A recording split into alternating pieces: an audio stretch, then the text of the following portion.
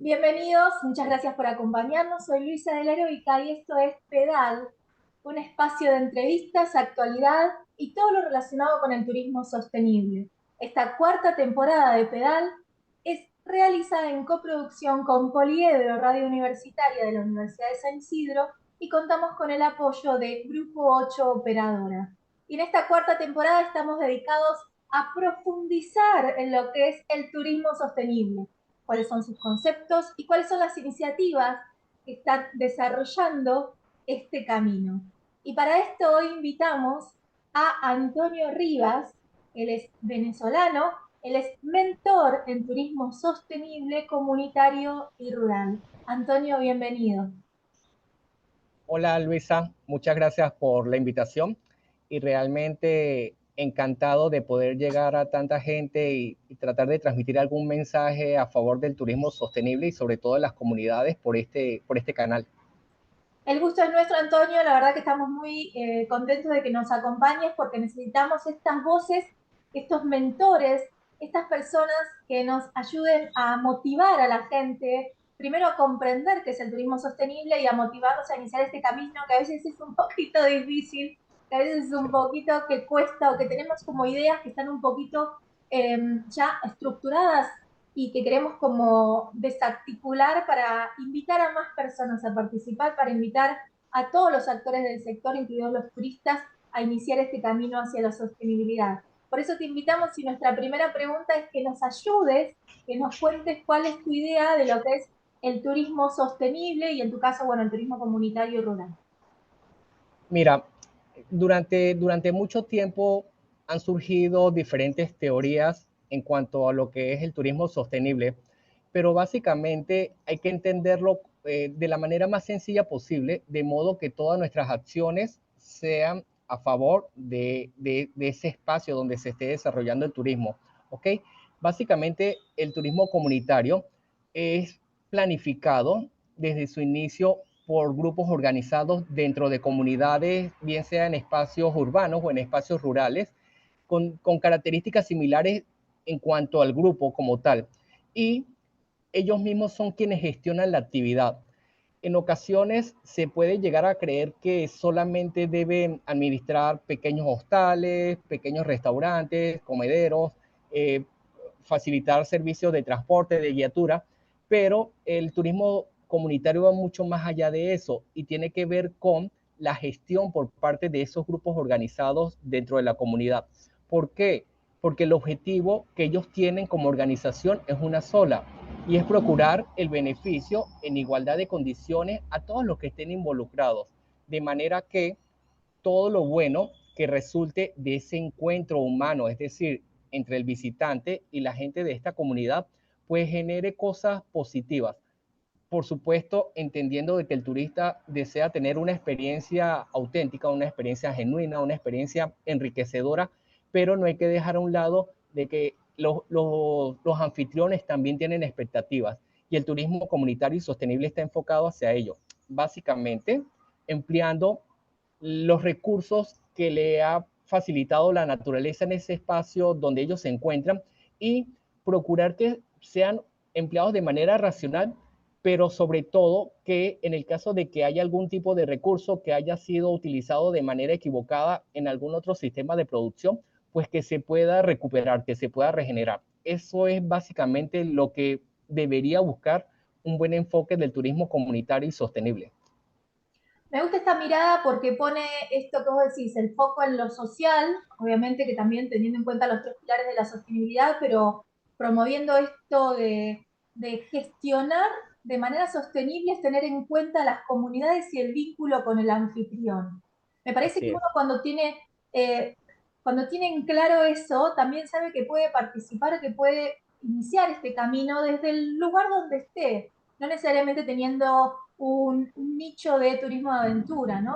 Puede participar, puede articular con otros, que me parece que eso es fundamental también en lo que nos estás contando, esto de articular, tenemos que articular, no podemos hacerlo solos, tenemos que articular el turista con el anfitrión, tenemos que articular el anfitrión con todo lo que implica su comunidad local, su comunidad rural, la parte de pública, la parte privada, la parte Así es. académica.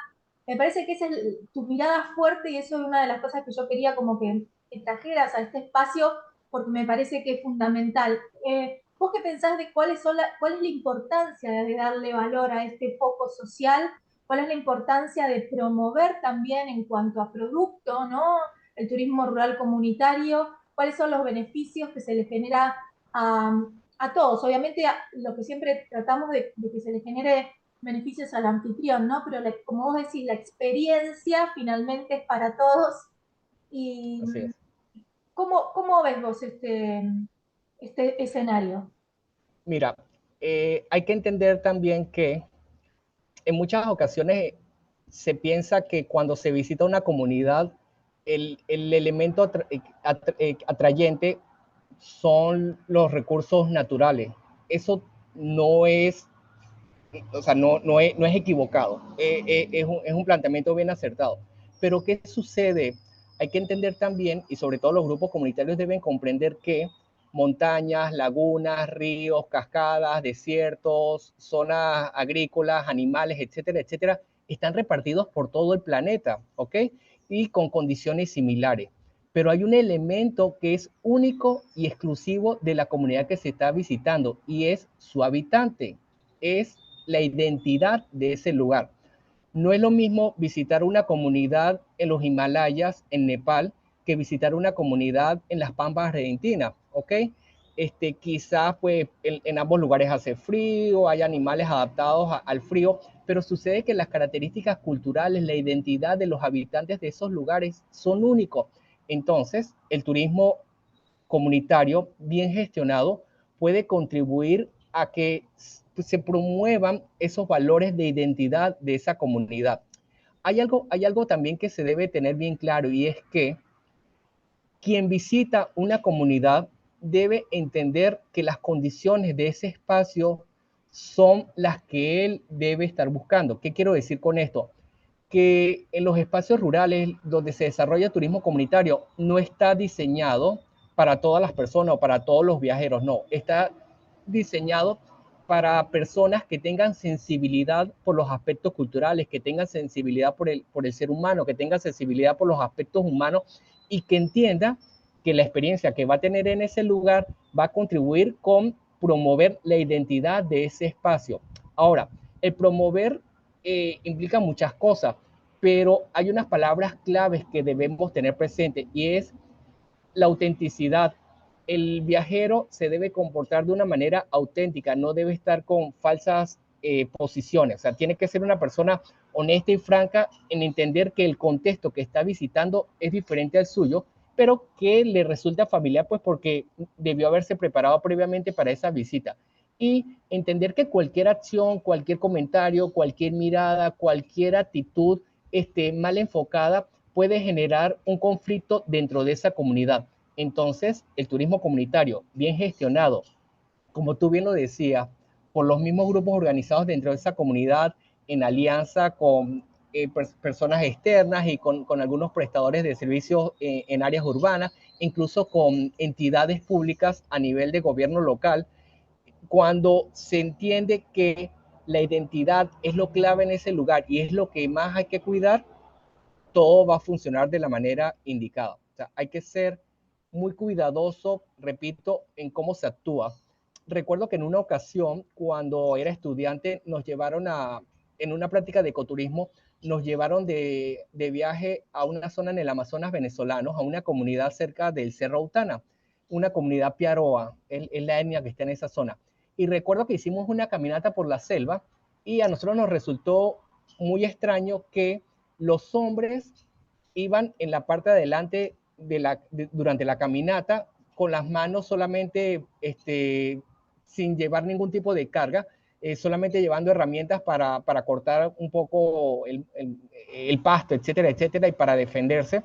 Y las mujeres de esa comunidad o quienes participaban en esa actividad eran quienes llevaban el peso de la comida, algunas equipajes, etcétera, etcétera. A nosotros eso nos resultó contradictorio, pero nuestro profesor nos explicó, nos había explicado antes, pero ya luego nos lo explicó en el campamento, un poco nosotros apartados de la comunidad, que dentro de esa cultura piaroa, ellos se han movilizado durante milenios por la selva y la única manera de preservar la integridad de su población, sobre todo de sus mujeres y de sus niños, es que los hombres cuando hacen esos recorridos por la selva, pues simplemente tienen las manos desocupadas para poder atender cualquier tipo de agresividad por parte de un animal o de otra comunidad. Entonces, si en el turismo comunitario no estamos enfocados a comprender el contexto cultural de ese sitio que se está visitando, no lo estamos haciendo bien. Crear puentes de entendimiento, creo que es una de las cosas fundamentales que nos estás enseñando, que estamos aprendiendo de tus palabras, que estamos aprendiendo de tu experiencia y de toda tu formación, y me parece que eso es fundamental para que la gente comprenda que uno tiene que estar preparado también para salir, que uno no va con esa mirada colonizadora, ¿no? Es una raza superior colonizando al que está ahí esperando que a servirnos. Y me parece que eso es lo que genera beneficios, es lo que genera estos puentes y estas experiencias que van a ser fructíferas para todos. Pero no podemos ir solos, no podemos estar solos. Por eso contamos con Antonio, que es nuestro mentor, y contamos con un montón de gente que está realizando este tipo de iniciativas. Contanos de qué manera nos ayudás, de qué manera ayudás vos a la gente, a los actores, diferentes actores del sector a poder iniciar este camino a transitar y construir estos puentes. Y si tenés alguna buena práctica que podemos hacer especialmente para, ya nos has dicho un montón, pero si alguna práctica así, buena práctica concreta que podamos implementar en nuestros viajes, en nuestros incursiones, en nuestras visitas hacia las comunidades rurales. Mira, lo fundamental es documentarse muy bien sobre el sitio que se va a visitar. Hay que conocer muy bien el tema, los aspectos sociales, los aspectos económicos, los aspectos de desarrollo, los aspectos ambientales. En el momento de planificar como experto en temas de turismo, hay que documentarse de la mejor manera posible. También es importante desde el inicio generar buena sinergia con todas las entidades que a nivel nacional y a nivel local que establecen una serie de pautas en cuanto a regímenes fiscales, en cuanto a temas de seguridad, en cuanto a temas de calidad, en cuanto a temas de salud, etcétera, etcétera. Y, por supuesto, durante la planificación, desde un inicio, se debe contar con grupos representativos de esa comunidad. A veces se cree que el líder de la comunidad es el que tiene la última palabra, pero sucede que hay que escuchar al líder, pero también hay que escuchar a la persona que forma parte de esa comunidad y que por una o por otra razón no forma parte de esos grupos organizados, ¿ok? Hay que conocer muy bien el contexto del mayor número posible de personas que habitan en esa comunidad. Cuando se empieza a planificar en cuanto a determinar cuáles son los espacios que se pueden utilizar, cuáles son las características ambientales que pueden resultar atractivas para los visitantes, hay que tener algo bien claro y es desde el inicio saber si esa comunidad está ganada para recibir visitantes, ¿ok? ¿Por qué? Porque nosotros quizás pasamos por un área rural en el medio de la selva, vemos una comunidad indígena, nos parece bonita y decimos, bueno, este es un lugar ideal para traer turistas sostenibles, turistas responsables, etcétera, etcétera. Pero resulta que quizás esa comunidad no quiere tener ningún tipo de vinculación con visitantes. Por el contrario, ellos lo que seguro quieren es seguir desarrollando sus medios productivos tradicionales, pues para seguir obteniendo dinero para poder pagar la escuela de sus hijos, para poder tener seguridad dentro de su casa, para mejorar quizás las vías de comunicación, etcétera, etcétera.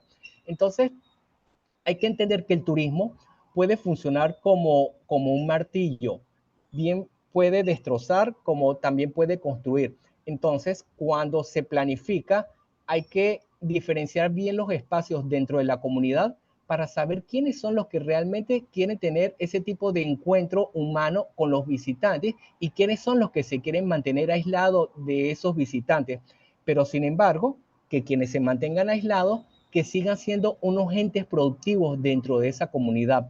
Quizás la señora que tiene las gallinas para vender los huevos, el señor que tiene la vaca para vender el queso, la leche, no quiere tener ningún tipo de contacto con los visitantes, pero sí puede ser quien provea al alojamiento en ese lugar para quienes estén en un momento determinado. Entonces, eso es súper claro. O sea, todas las decisiones, por supuesto, que parten de una base teórica, de toda una fundamentación académica, teórica, pero quienes tienen la última palabra, quienes deben tomar la decisión final realmente son los grupos comunitarios y hay que explicarles cuáles son los pros y cuáles son las desventajas de la visita de viajeros a ese lugar, ¿ok? O sea, hay que darle a ellos todo el panorama. O sea, no le puedes indicar a un niño cuando está creciendo que no fume o que no consuma ningún tipo de cosas negativas, porque sí, no hay que explicarle que eso deteriora el sistema nervioso, etcétera, etcétera. O sea, hay que explicar cuáles son las desventajas de las cosas negativas y eso les va a dar pie a ellos a tomar las decisiones más adecuadas para el crecimiento individual y para el crecimiento colectivo de esa comunidad.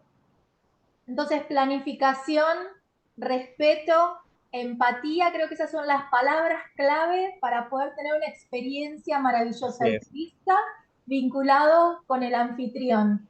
Invitemos, Antonio, invitemos porque sabemos que después de todas estas cosas que tenemos que tener en cuenta, la experiencia siempre va a ser maravillosa, en los lugares son maravillosos, así que invitemos a todos a participar, a visitar y sobre todo los entornos que vos ya conocés en tu lugar.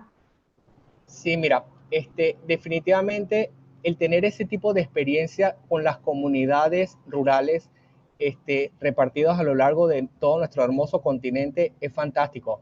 Y hay que tener bien presente que nosotros somos los invitados, o sea, fueron las personas de ese lugar los que nos abrieron las puertas de su casa para recibirnos como que si fuésemos familia. Por lo tanto, hay que ser respetuosos con ellos. Y hay que entender que lo que ellos van a ofrecer es lo que tienen. No deben ofrecer lo que nosotros queremos. No.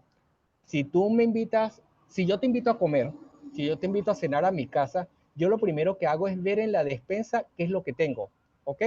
Y te digo, mira Luisa, tengo esto, puedo prepararte un plato de esta manera, de esta manera. Al final, tú vas a decidir que vas a aceptar la invitación a cenar. ¿Por qué? Porque yo te estoy diciendo de antemano con qué sorpresa te voy a salir durante el encuentro, ¿ok? Pero no es que vas a esperar a que cuando llegues a mi casa alguien va a abrir la puerta de tu automóvil y te va a llevar por una alfombra roja hasta la entrada de la casa o que te va a servir el mejor vino que hay sobre la faz de la tierra. No, hay que entender que si tú aceptas la visita, es porque estás aceptando las condiciones de lo que yo voy a preparar. Entonces, las comunidades deben ofrecer lo que tienen y el turista que viaja a ese lugar debe entender que las condiciones son esas y si desea viajar, si realmente quiere tener esa experiencia y ese encuentro auténtico con esas comunidades, pues debe aceptar esas condiciones. Si no, hay otros destinos a los cuales visitar, ¿ok? Entonces, pues yo diría que todo parte de, como tú bien lo has dicho hace unos minutos atrás, del respeto. Hay que ser muy respetuoso, hay que entender el contexto del lugar que estamos visitando, no hay que ser intrusivo, hay que ser auténtico, hay que comportarse de manera bien auténtica y bien respetuosa con las comunidades a las cuales estamos visitando y debemos ser promotores de ese lugar, debemos entender que esas personas, si definitivamente consideran que la actividad turística les va a generar beneficios económicos, les va a generar beneficios para reforestar algunos espacios que hayan estado muy impactados a sus alrededores, quizás recuperar algún tipo de especie de planta o de animal que se haya perdido a lo largo de los años, pues nosotros debemos, como viajeros, debemos contribuir con la promoción de ese lugar de manera que quienes visiten ese sitio sean las personas indicadas. Repito, no es lo mismo un viajero que va a Disney que un viajero que quiere ir al medio de la selva amazónica a convivir con una comunidad indígena. Hay para todo. Exactamente, la invitación está hecha porque hay para todos. Todos los destinos están pensados para cada viajero, me parece que ese es el lema que vamos a tener hoy. Agradecerte, Antonio, necesitamos una conversación así, necesitamos aclarar estos puntos, necesitamos invitar y que conozcan los turistas qué es lo que van a ver y necesitamos crear estos puentes de entendimiento. Muchas gracias, Antonio. Gracias a ti, gracias por la oportunidad. Y a toda nuestra audiencia, muchas gracias por acompañarnos a esto que fue Pedal,